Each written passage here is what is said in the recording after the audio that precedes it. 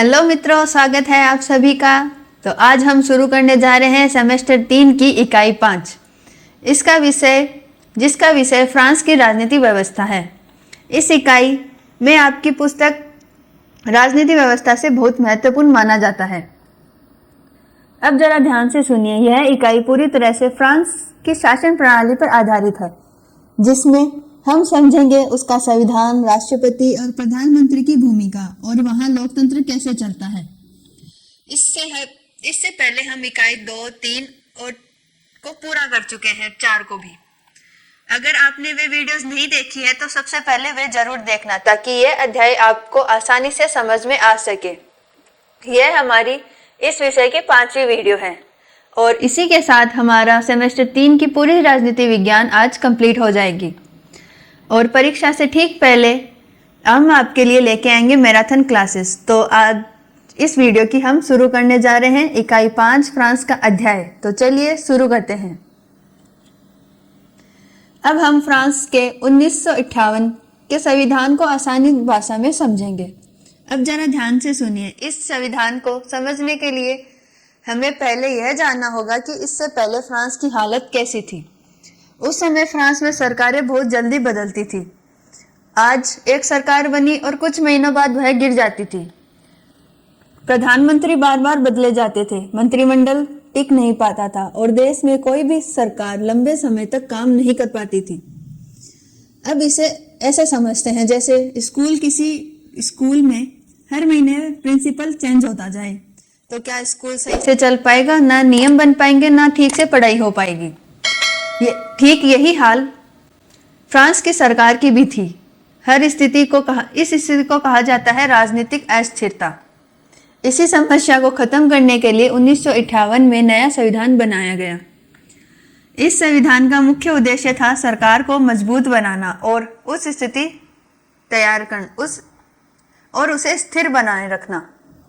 अब जरा ध्यान से सुनिए, इस नए संविधान में राष्ट्रपति को पहले से ज्यादा शक्ति दी गई ताकि वह सरकार को संभाल सके। पहले प्रधानमंत्री के पास संसद का बहुत ज्यादा दबाव रहता था और छोटी छोटी बातों पर सरकार गिर जाती थी। लेकिन नए संविधान में सरकार को गिराना इतना आसान नहीं था। प्रधानमंत्री और मंत्रिमंडल को ज्यादा सुरक्षा दी गई। अब सरकार बार बार गिरती नहीं और आराम से अपना कार्यकाल पूरा कर सकती है। अब इसे एक ऐसे समझते हैं, पहले फ्रांस की सरकार रेत के घर बने जैसी थी, जो जरा सी हवा में गिर जाती थी, और 1958 के संविधान के बाद वह पक्के मकान जैसी हो गई, जो मजबूती से खड़ी रहती है। इस संविधान से फ्रांस में राजनीतिक स्थिरता आई, सरकार लंबे समय तक चलने लगी और देश के विकास पर ध्यान देने। इस प्रकार हम कह सकते हैं कि 1958 का संविधान फ्रांस में अस्थिरता के दौर का अंत करने के लिए बनाया गया था और इसी संविधान से फ्रांस के 5वें गणराज्य की शुरुआत हुई। तो चलिए आगे हम देखते हैं कि इस संविधान की प्रमुख विशेषताएं क्या क्या है। और हाँ, एक बहुत ज़रूरी बात कि अगर आपको इस यूनिट के बेस्ट नोट्स और महत्वपूर्ण question answer, MCQ, state series और मॉडल पेपर चाहिए तो आप मित्राध्याय का ऐप डाउनलोड कर सकते हैं। इस ऐप का लिंक आपको वीडियो के डिस्क्रिप्शन और पिन कमेंट में मिल जाएगा, और अगर आप चाहो तो सीधे प्ले स्टोर पर जाकर मित्राध्याय सर्च करेंगे तो ऐप मिल जाएगा। इस ऐप में हम आपको हिंदी और इंग्लिश दोनों भाषाओं में नोट्स देंगे। मतलब जो क्लास आप यूट्यूब पे देख रहे हैं उनकी PDF और नोट्स भी वहीं मिलेगी। और इसके अलावा आपको ऐसे नोट्स भी मिलेंगे जो बिल्कुल परीक्षा में उत्तर लिखने की शैली में बने होंगे। और अभी तो रिपब्लिक डे का ऑफर भी चल रहा है। इस समय सेमेस्टर 3 का all in one combo pack offer मिल रहा है, जो कि सिर्फ 149 रुपये में है। और अगर आपको सिर्फ एक ही विषय लेना है तो वह भी आपको कम प्राइस में मिल जाएगा। तो प्राइस बढ़े उससे पहले फटाफट से आप कोर्स खरीद लीजिए, क्योंकि अब एग्जाम भी आने वाले हैं। तो लिंक आपको डिस्क्रिप्शन और पिन कमेंट में मिल जाएगा। तो जल्दी से मित्राध्याय का ऐप डाउनलोड करें और अपनी तैयारी को एक अलग लेवल पर लेके जाएं। अब हम फ्रांस के संविधान में दिए गए मौलिक अधिकारों को बहुत आसान तरीके से समझेंगे। अब जरा ध्यान से सुनिए। फ्रांस के संविधान में नागरिकों को कुछ बुनियादी अधिकार दिए गए हैं ताकि वे सम्मान और स्वतंत्रता के साथ जीवन जी सके। इस अधिकारों की नींव 1989 की मानव और नागरिकों को घोषणा पर आधारित है, यानी फ्रांस में आज भी उसी सोच को महत्व दिया जाता है। सबसे पहले बात करें स्वतंत्रता के अधिकारों की। फ्रांस के नागरिकों को बोलने की आज़ादी है, लिखने की आज़ादी है और अपने विचार प्रकट करने की भी आज़ादी है। अब इसे ऐसे समझते हैं, अगर कोई छात्र कक्षा में अपनी शांति से बात करता है तो उसे कोई नहीं रोक सकता। ठीक इसी तरह फ्रांस में नागरिक अपनी बात खुलकर कह सकते हैं। दूसरा महत्वपूर्ण अधिकार है समानताओं का अधिकार। संविधान कहता है कि सभी नागरिक कानून के लिए बराबर हैं। किसी के साथ भी धर्म, जाति या लिंग के आधार पर भेदभाव नहीं किया जाएगा। जैसे स्कूल में सभी छात्राओं के लिए एक ही नियम होते हैं, वैसे ही देश में भी सभी नागरिकों के लिए एक ही नियम होते हैं। अब बात करें सामाजिक अधिकारों की, तो फ्रांस में संविधान में शिक्षा का अधिकार, काम का अधिकार, स्वास्थ्य सेवा का अधिकार भी शामिल है। यानी सरकार का काम सिर्फ कानून बनाना नहीं, बल्कि यह भी है कि वह नागरिकों को अच्छी शिक्षा दे, रोजगार के अवसर दे और इलाज की सुविधा दे। अब एक और महत्वपूर्ण बात समझते हैं। फ्रांस में अधिकारों के साथ कर्तव्य पर भी जोर दिया गया। हर नागरिकों का कर्तव्य है कि वह कानून का पालन करे और देश की एकता बनाए रखे। इस प्रकार फ्रांस में मौलिक अधिकारों का उद्देश्य है कि लोगों को स्वतंत्र बनाना, समान सुरक्षा और सभी को सुरक्षित रखना। और इसी के कारण कहा जा सकता है कि फ्रांस की लोकतांत्रिक व्यवस्था मजबूत अधिकारों पर टिकी हुई है। तो चलिए अब आगे हम फ्रांस की कार्यपालिका व्यवस्थापिका यानी राष्ट्रपति और प्रधानमंत्री की भूमिका को समझेंगे। अब हम फ्रांस की दोहरी कार्यपालिका को आसान भाषा में समझते हैं। दोहरी कार्यपालिका मतलब होता है कि शासन चलाने की शक्ति एक व्यक्ति के हाथ में नहीं, बल्कि दो प्रमुख पदों में बंटी होती है। फ्रांस में ये दो पद है, राष्ट्रपति और प्रधानमंत्री। राष्ट्रपति को राज्य का प्रमुख माना जाता है और प्रधानमंत्री को सरकार का प्रमुख माना जाता है। जैसे किसी स्कूल में एक प्रबंधक होता है और प्रिंसिपल होता है, दोनों मिलकर स्कूल चलाते हैं। ठीक उसी प्रकार फ्रांस में राष्ट्रपति और प्रधानमंत्री मिलकर सरकार चलाते हैं। अब राष्ट्रपति की भूमिका समझते हैं। राष्ट्रपति को सीधे जनता चुनती है, इसलिए उसके पास विशेष शक्ति होती है। राष्ट्रपति प्रधानमंत्री की नियुक्ति करता है, वह राष्ट्रीय नीति की दिशा तय करता है और विदेश नीति और रक्षा मामलों में महत्वपूर्ण भूमिका निभाता है। अब प्रधानमंत्री की भूमिका को समझते हैं। प्रधानमंत्री राष्ट्रपति द्वारा नियुक्त किया जाता है और वह देश के दैनिक प्रशासन को चलाता है। प्रधानमंत्री मंत्रियों के साथ मिलकर नीति को लागू करते हैं और संसद के प्रति उत्तरदायी होते हैं। राष्ट्रपति और प्रधानमंत्री अलग अलग काम करते हैं, लेकिन दोनों का उद्देश्य सरकार को सही ढंग से चलाना होता है। राष्ट्रपति ऊपर से दिशा देता है और प्रधानमंत्री नीचे स्तर पर काम करवाता है। इस प्रकार फ्रांस की शासन व्यवस्था में शक्ति का बंटवारा राष्ट्रपति और प्रधानमंत्री दोनों के बीच होता है। इसी कारण फ्रांस की कार्यपालिका को दोहरी कार्यपालिका कहा जाता है। तो चलिए अब हम आगे समझते हैं कि राष्ट्रपति और प्रधानमंत्री के बीच शक्ति का विभाजन कैसे होता है। अब हम फ्रांस की शासन व्यवस्था में शक्ति के विभाजन को बहुत इजी वे में समझेंगे। अब जरा यहाँ ध्यान से सुनिए। फ्रांस में सारी शक्ति एक ही व्यक्ति के हाथ में नहीं दी गई, बल्कि शक्ति को प्रधानमंत्री और राष्ट्रपति और संसद के बीच बांटा गया। इसका मतलब है कि कोई भी एक संस्था पूरी सत्ता अपने हाथ में न रख सके और शासन संतुलन के साथ चले। सबसे पहले राष्ट्रपति की शक्ति को समझते हैं। राष्ट्रपति को जनता सीधे चुनती है, इसलिए उसे मजबूत स्थिति मिलती है। राष्ट्रपति प्रधानमंत्री की नियुक्ति करता है, वह राष्ट्रीय नीति की दिशा तय करता है और रक्षा विदेश नीति में मुख्य भूमिका निभाता है। अब प्रधानमंत्री की शक्ति को समझते हैं। प्रधानमंत्री सरकार का मुखिया होता है, वह मंत्रिपरिषद के साथ मिलकर देश के दैनिक प्रशासन चलाता है। प्रधानमंत्री नीतियों को लागू करता है और संसद के प्रति उत्तरदायी होता है। अब समझते हैं संसद की शक्तियां। संसद का काम है कानून बनाना, सरकार के काम पर नजर रखना और जरूरत पड़ने पर सरकार से सवाल भी पूछना। इस प्रकार राष्ट्रपति, प्रधानमंत्री और संसद तीनों के पास अलग अलग प्रकार की शक्तियां हैं। राष्ट्रपति दिशा देता है, प्रधानमंत्री काम करवाता है और संसद नियंत्रण रखती है। अब इसे इजी वे में समझते हैं। फॉर एग्जाम्पल, किसी गाड़ी में स्टीयरिंग, इंजन और ब्रेक अलग अलग होते हैं।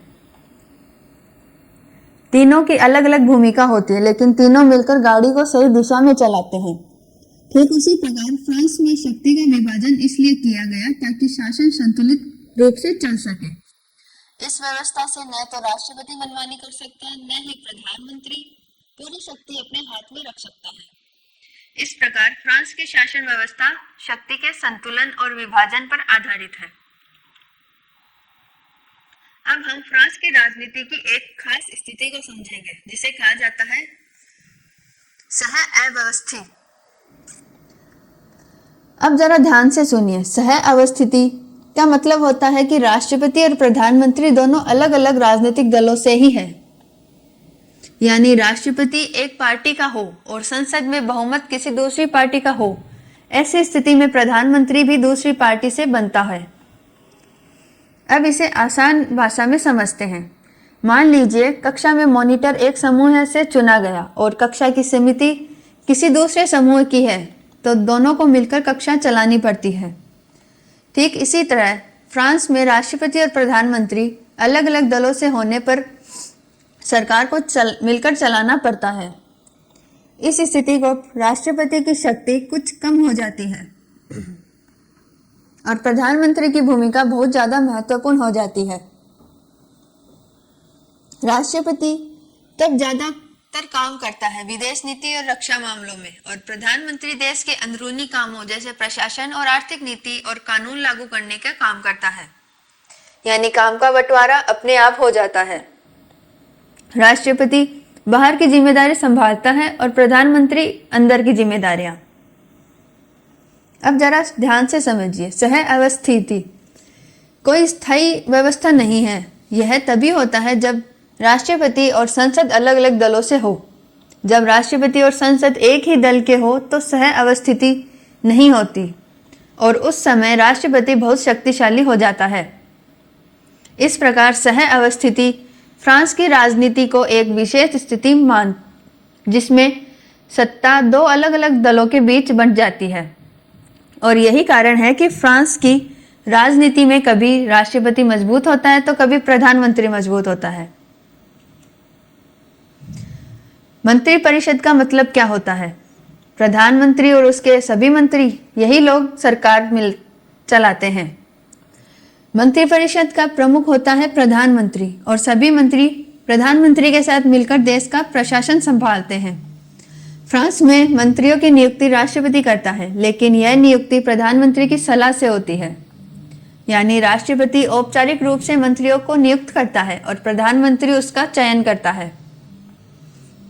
अब मंत्रिपरिषद के काम समझते हैं। मंत्रिपरिषद का सबसे बड़ा काम है देश की नीतियां बनाना और उन्हें लागू करना, जैसे शिक्षा, स्वास्थ्य, आर्थिक स्थिति और सुरक्षा नीति। इन सभी पर मंत्रिपरिषद निर्णय लेती है। मंत्रिपरिषद संसद में कानून के प्रस्ताव रखती है और संसद में उन पर मंजूरी लेती है। मंत्रिपरिषद संसद के प्रति उत्तरदायी होती है। अगर संसद उस पर अविश्वास प्रस्ताव पास कर दे तो मंत्रिपरिषद को त्यागपत्र देना पड़ता है। जैसे किसी स्कूल में प्रिंसिपल और शिक्षक मिलकर पूरा स्कूल चलाते हैं, ठीक उसी प्रकार प्रधानमंत्री और मंत्री मिलकर पूरा देश चलाते हैं। मंत्रिपरिषद में सामूहिक जिम्मेदारी होती है, यानी एक मंत्री की गलती के लिए पूरा मंत्रिमंडल जिम्मेदार माना जाता है। इसका मतलब यह है कि सभी मंत्री एक साथ काम करते हैं और एक दूसरे के फैसलों से समर्थन करते हैं। इस प्रकार हम कह सकते हैं कि मंत्रिपरिषद फ्रांस की शासन व्यवस्था का मुख्य कार्यकारी अंग है, जो नीतियां बनाती है, उन्हें लागू करती है और संसद के प्रति जवाबदेह रहती है। अब हम फ्रांस की संसद और उसकी भूमिका को आसान भाषा में समझते हैं। फ्रांस की संसदों को कानून बनाने वाली संस्था कहा जाता है। यानी देश में जो भी नियम और कानून बनते हैं वे संसद में ही तैयार किए जाते हैं और पास किए जाते हैं। फ्रांस की संसद दो सदनों से मिलकर बनी होती है। एक को कहा जाता है राष्ट्रीय सभा और दूसरी को कहते हैं सीनेट। राष्ट्रीय सभा सीधे जनता द्वारा चुनी जाती है, इसलिए इसे जनता की आवाज माना जाता है। सेनेट के सदस्य अप्रत्यक्ष रूप से चुने जाते हैं और यह सदन स्थायित्व और अनुभव का प्रतिनिधित्व करता है। अब संसद का एक बड़ा काम समझते हैं। संसद का मुख्य कार्य है कानून बनाना। सरकार जो कानून का प्रस्ताव लाती है उस पर संसद में चर्चा होती है और फिर मंजूरी दी जाती है। दूसरा महत्वपूर्ण काम है सरकार पर नियंत्रण रखना। संसद यह देखती है कि सरकार सही काम कर रही है या नहीं। मंत्री संसद में आकर अपने काम का जवाब देते हैं। अगर सरकार गलत तरीके से काम करे तो संसद उससे सवाल भी पूछ सकती है और जरूरत पड़ने पर अविश्वास प्रस्ताव भी ला सकती है। तीसरा सबसे बड़ा जरूरी काम है बजट को पास करना। सरकार जो सालाना बजट बनाती है उसे संसद में पेश किया जाता है और संसद की मंजूरी के बाद ही वह लागू होता है। जैसे स्कूल में शिक्षक नियम बनाते हैं और प्रबंधक यह देखता है कि नियम ठीक से लागू हो रहे हैं या नहीं, ठीक उसी प्रकार संसद कानून बनाती है और सरकार के काम पर नजर रखती है। अब एक महत्वपूर्ण बात समझते हैं। फ्रांस की संसद पूरी तरह से सर्वोच्च नहीं है क्योंकि राष्ट्रपति को काफी शक्तियां दी गई है, इसलिए संसद की भूमिका कुछ हद तक सीमित हो जाती है। फिर भी लोकतंत्र में संसद का महत्व बहुत बड़ा है क्योंकि यही संस्था जनता की बात सरकार तक पहुंचाती है। इस प्रकार हम कह सकते हैं कि फ्रांस की संसद कानून बनाने वाली सरकार पर नियंत्रण रखने वाली और बजट पास करने वाली मुख्य संस्था है और इसी के माध्यम से फ्रांस में लोकतांत्रिक व्यवस्था चलती है। अब हम फ्रांस के न्यायपालिका को समझते हैं। न्यायपालिका का काम है कानून के अनुसार न्याय देना, यानी जब किसी को अपने अधिकार का हनन लगे तो वह अदालत में जाकर न्याय मांग सकता है। फ्रांस में न्यायपालिका एक विशेष प्रणाली पर आधारित है जिसे कहते हैं दोहरी न्याय प्रणाली। दोहरी न्याय प्रणाली का मतलब होता है कि फ्रांस में एक नहीं बल्कि दो तरह की अदालतें होती हैं। पहली सामान्य ये अदालतें अपराधियों और दीवानी मामलों में देखती है, जैसे चोरी, हत्या या संपत्ति से जुड़े विवाद। इन अदालतों के ऊपर होती है कैसेशन न्यायालय। यह देखती है कि नीचे की अदालतों ने कानून को सही तरीके से लागू किया है या नहीं। दूसरी होती है प्रशासनिक न्यायालय। ये अदालतें सरकार और जनता के बीच होने वाली विवादों को सुलझाती है। जैसे अगर किसी सरकारी अधिकारी का फैसला गलत लगे तो नागरिक प्रशासनिक अदालत में अपना मामला ले जा सकता है। इन अदालतों से ऊपर होती है राज्य परिषद। यही संस्था प्रशासनिक मामलों में अंतिम निर्णय देती है।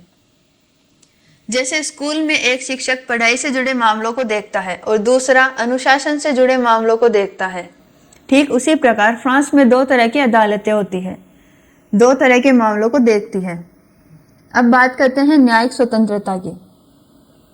फ्रांस के संविधान में यह कहा गया है कि न्यायपालिका स्वतंत्र होगी, यानी न्यायाधीश सरकार के दबाव में आकर निर्णय नहीं लेगा। न्यायाधीशों की नियुक्ति विशेष परिषदों की सलाह से होती है ताकि सरकार मनमाने ढंग से न्यायाधीश न बदले। न्यायपालिका का काम है कानून की रक्षा करना और नागरिकों को अधिकारों को सुरक्षित रखना। जैसे परीक्षा में कॉपी जांचने वाले शिक्षक किसी के दबाव में नंबर न बढ़ाए, वैसे ही न्यायपालिका बिना डरे और बिना किसी दबाव में अपना फैसला सुना सके। फ्रांस में संवैधानिक परिषद भी होती है जो यह देखती है कि कोई कानून संविधान के खिलाफ तो नहीं। इससे यह सुनिश्चित होता है कि सरकार कोई भी कानून मन मर्जी से न बनाए। इस प्रकार हम कह सकते हैं कि फ्रांस की न्यायपालिका दोहरी प्रणाली पर आधारित है और उसे संवैधानिक रूप से स्वतंत्र बनाया गया है। यही कारण है कि फ्रांस में न्याय व्यवस्था नागरिकों को अधिकारों की रक्षा करती है। अब हम फ्रांस की राजनीति की एक और महत्वपूर्ण बात समझेंगे जिसे कहते हैं बहुदलीय प्रणाली और गठबंधन की राजनीति। बहुदलीय प्रणाली का मतलब होता है कि देश में सिर्फ एक या दो नहीं बल्कि कई राजनीतिक दल होते हैं। फ्रांस में एक ही दल हमेशा सत्ता नहीं करता। अलग अलग विचारों वाले कई दल चुनाव लड़ते हैं और जनता उन्हें वोट देती है। अब इसे समझते हैं जैसे किसी कक्षा में कई समूह हैं और कई समूह अपना मॉनिटर बनाना चाहे। ठीक उसी तरह फ्रांस में कई दल सरकार बनाना चाहती है, लेकिन कई बार ऐसा होता है कि किसी एक दल को पूरे बहुमत की सीट नहीं मिलती, यानी कोई भी दल अकेले सरकार बनाने की स्थिति में नहीं होता। ऐसी स्थिति में दो या दो से अधिक दल आपस में मिल जाते हैं और मिलकर सरकार बनाते हैं। इसी को कहते हैं गठबंधन सरकार। अब इसे बहुत आसान तरीके से समझते हैं। मान लीजिए कक्षा में किसी एक समूह के पास पूरे छात्रों का समर्थन नहीं है, तो वह दूसरे समूह से हाथ मिलाता है और मिलकर निर्णय लेते हैं। ठीक उसी प्रकार फ्रांस में भी दल आपस में समझौता करते हैं, कुछ बातों पर सहमत होते हैं और कुछ मिलकर सरकार चलाते हैं। इस व्यवस्था का एक फायदा यह है कि अलग अलग विचारों को सरकार में जगह मिलती है और कई वर्गों की आवाज सरकार तक पहुंचती है। लेकिन इसका एक नुकसान भी है, क्योंकि जब अलग अलग दल साथ होंगे तो कई बार आपस में मतभेद भी होंगे और सरकार को निर्णय लेने में दिक्कत आती है। कभी कभी ऐसा भी होता है कि गठबंधन टूट जाता है और सरकार गिर जाती है। इसी गठबंधन की नीति को अस्थिर भी कहा जाता है। इस प्रकार हम कह सकते हैं कि फ्रांस की राजनीति में बहुदलीय प्रणाली है और जब किसी एक दल को स्पष्ट बहुमत नहीं मिलता तो वह गठबंधन बनाता है, सरकार चलाती है। यही कारण है कि फ्रांस की राजनीति में कभी एक दल मजबूत होता है और कभी कई दल मिलकर सरकार बनाते हैं।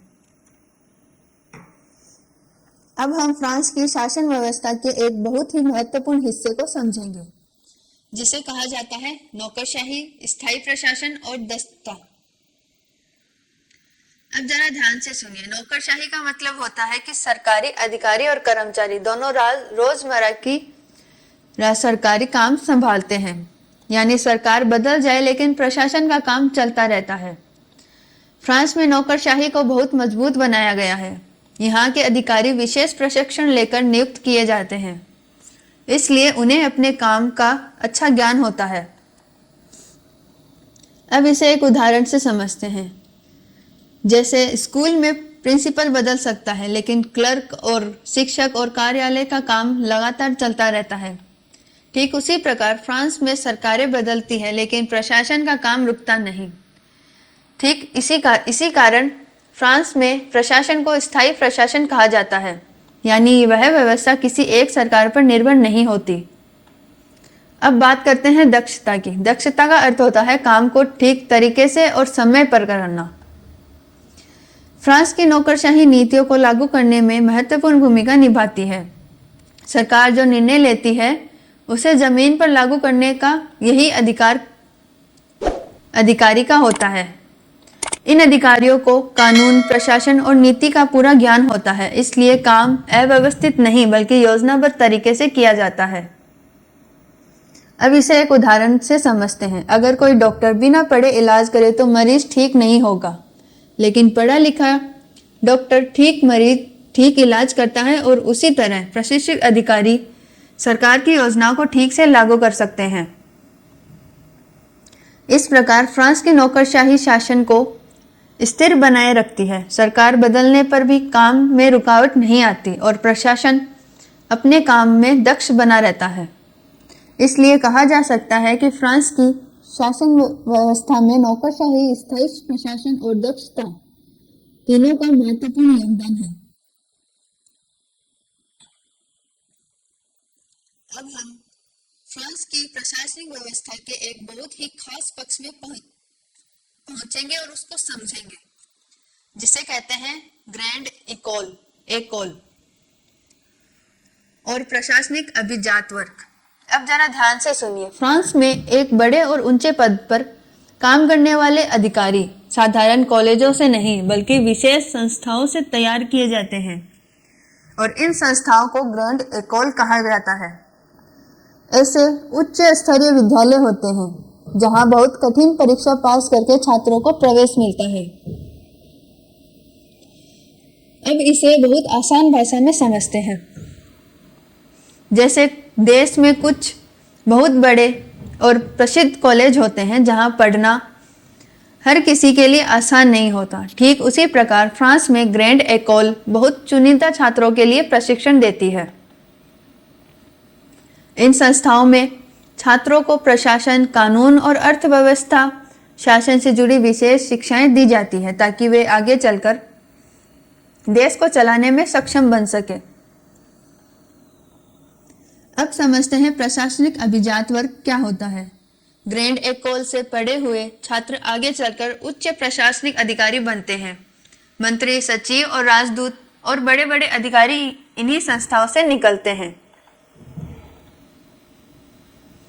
इससे फ्रांस में एक विशेष वर्ग बन जाता है जो शासन को ऊंचे पदों पर लंबे समय तक बना रहता है और इसी वर्ग को प्रशासनिक अभिजात वर्ग कहा जाता है।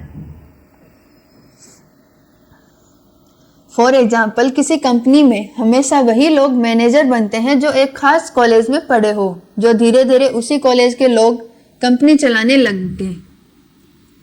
ठीक यही स्थिति फ्रांस में प्रशासन में भी है। इस व्यवस्था का एक फायदा यह है कि देश को प्रशिक्षित और योग्य अधिकारी मिलते हैं जो नियम कानून जानते हैं और प्रशासन को ठीक से चला सकते हैं।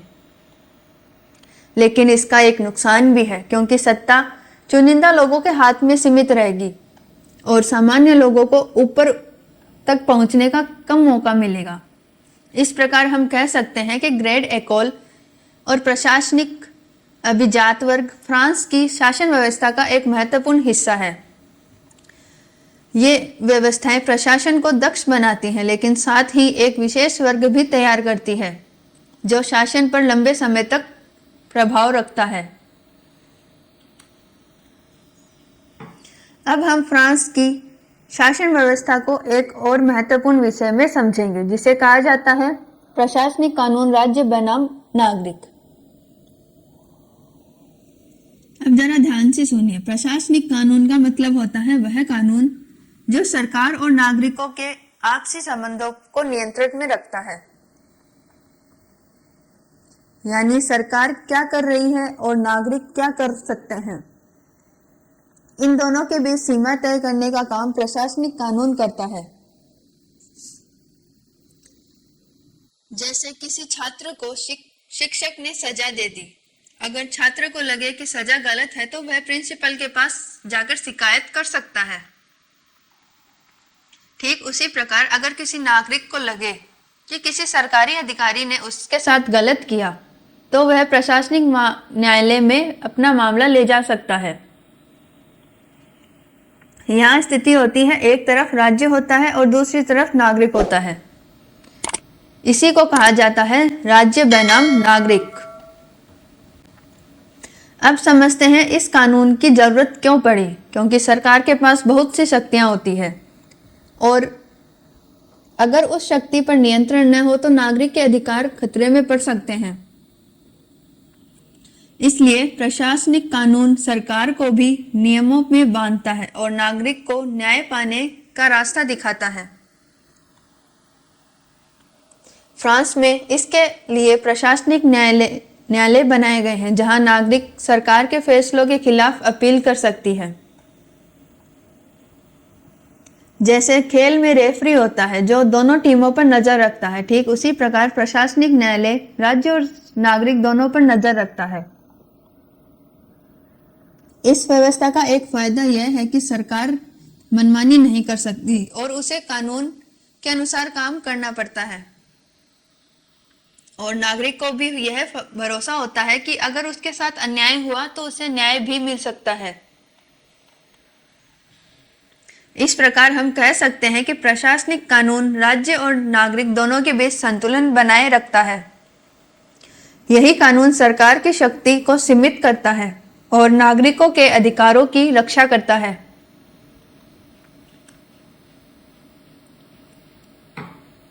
अब हम फ्रांस की शासन व्यवस्था के एक बहुत ही महत्वपूर्ण सिद्धांत को समझेंगे, जिसे कहा जाता है सत्ता संतुलन और नियंत्रण व्यवस्था।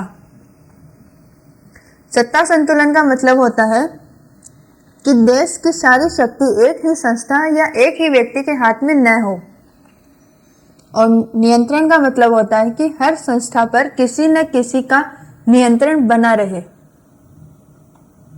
ताकि कोई भी मनमानी न कर सके। फ्रांस की व्यवस्था में शक्ति को राष्ट्रपति और प्रधानमंत्री और संसद के बीच बांटा गया है। राष्ट्रपति के पास कुछ महत्वपूर्ण शक्तियां हैं। वह प्रधानमंत्री की नियुक्ति करता है और विदेश नीति और रक्षा मामलों में मुख्य भूमिका निभाता है। प्रधानमंत्री और मंत्रिपरिषद देश की रोजमर्रा का प्रशासन चलाता है और वे संसद के प्रति उत्तरदायी होते हैं। अब संसद की भूमिका को समझते हैं। संसद कानून बनाती है और सरकार के काम में नजर रखती है। अगर सरकार गलत काम करे तो संसद उससे सवाल भी कर सकती है। इस तरह राष्ट्रपति, प्रधानमंत्री और संसद एक दूसरे पर नियंत्रण रखते हैं। कोई भी पूरी शक्ति अकेले अपने हाथ में नहीं रख सकता। जैसे साइकिल में दो पहिए होते हैं, अगर एक पहिया ही चले और दूसरा न चले तो साइकिल गिर जाएगी। लेकिन जब दोनों पहिए संतुलन में चलते हैं तो साइकिल ठीक से चलती है। ठीक उसी प्रकार शासन व्यवस्था में भी संतुलन जरूरी होता है। अगर सारी शक्ति एक ही जगह जमा हो जाए तो लोकतंत्र कमजोर हो सकता है। फ्रांस की व्यवस्था में इसलिए सत्ता को बांटा गया और नियंत्रण की व्यवस्था बनाई गई ताकि शासन संतुलित रूप से चल सके। इस व्यवस्था का यह फायदा है कि सरकार जिम्मेदारी से काम करती है और जनता के अधिकारों की सुरक्षा करती है। इस प्रकार हम यह कह सकते हैं कि फ्रांस की शासन प्रणाली सत्ता के संतुलन और नियंत्रण पर आधारित है। यही व्यवस्था लोकतंत्र को मजबूत भी बनाती है।